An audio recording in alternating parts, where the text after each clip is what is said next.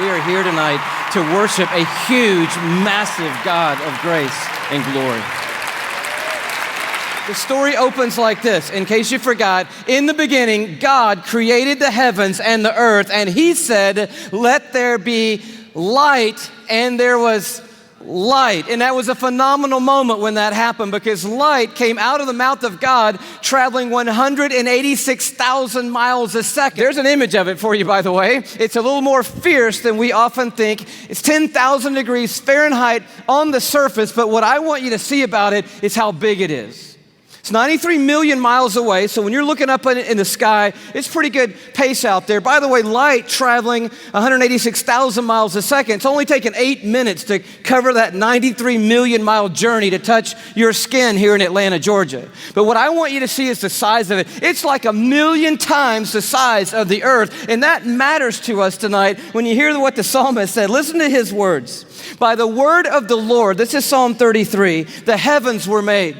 In other words, God didn't lift a finger when He made the universe. By the word of the Lord, the heavens were made. But He goes on to say, their starry hosts by the breath of His mouth.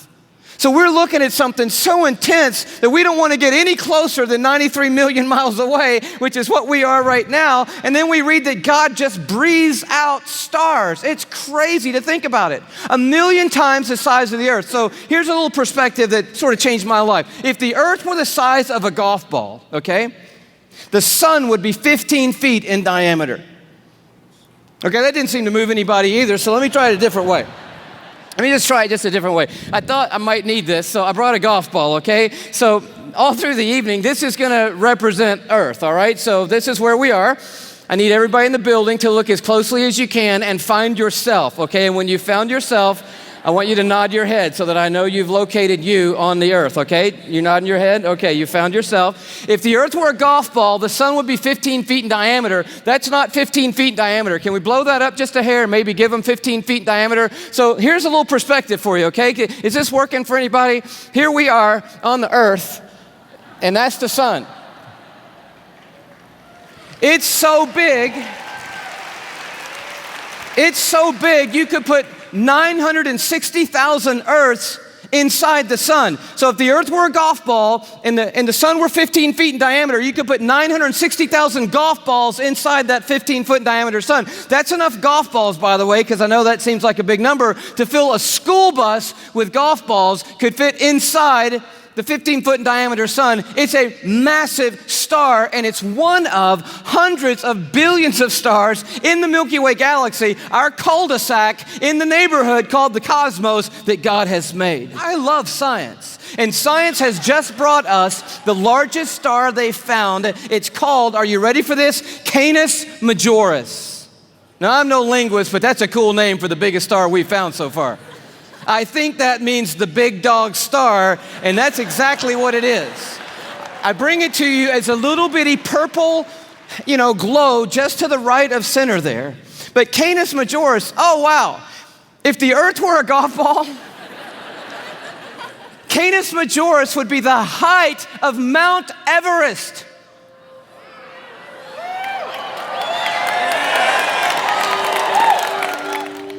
Almost 6 miles above sea level, the highest point on the planet, and I just dare you to get up there and unzip the parka and pull out your golf ball.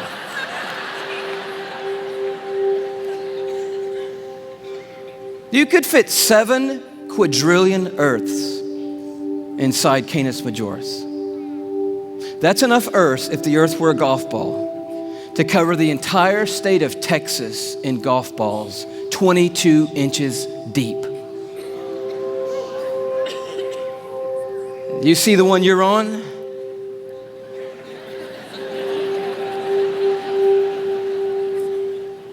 Maybe this will help a little bit more. This absolutely blew my mind. Just a little journey through our solar system. Everyone knows our planets and sort of how we fit in to the story here. You see really quickly that we're not even the biggest deal in our own solar system, but as Earth comes by, you have to know tonight that we are living on a privileged planet. Anyone would tell you we're living at one of the most special places, if not the most special place.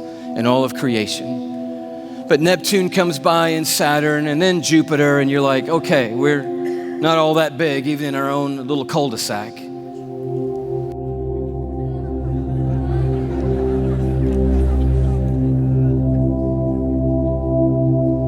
I just noticed the blue dot fading away is not the Earth. That's Neptune. The Earth has gotten too small to see anymore.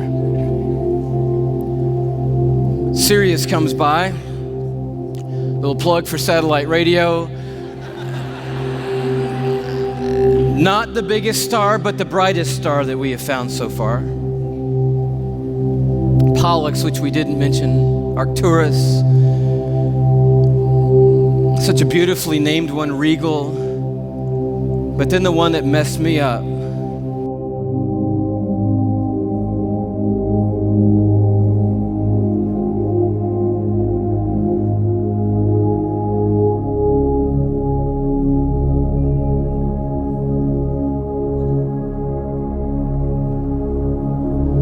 Our third star, Musifi. Musifi's cousin, W. Cephei.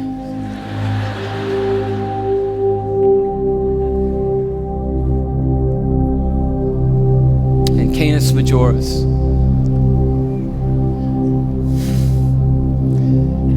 And do you know that you couldn't come up here right now with a Sharpie and make a mark on the screen that would approximate the size of our sun? You couldn't even do it. I mean, when you look at these and their relative size, we just have to put a little arrow over there that says, if you could put the sun on here, which you can't, it would go somewhere about here. And can you hang on that for me? And when you see this, I don't know what happens to you, but I'll tell you what happens to me. A shrinking feeling comes over me, and it's not a bad shrinking feeling, it's a good shrinking feeling. Because sin, it has a way of shrinking God down in our minds and puffing us up in our own estimation. But just a glance into the universe that God has made resizes everything in a heartbeat. And you realize tonight we are worshiping an unrivaled, uncontested God of all kind of might and power and glory and awe, there's none like him anywhere in all of creation tonight.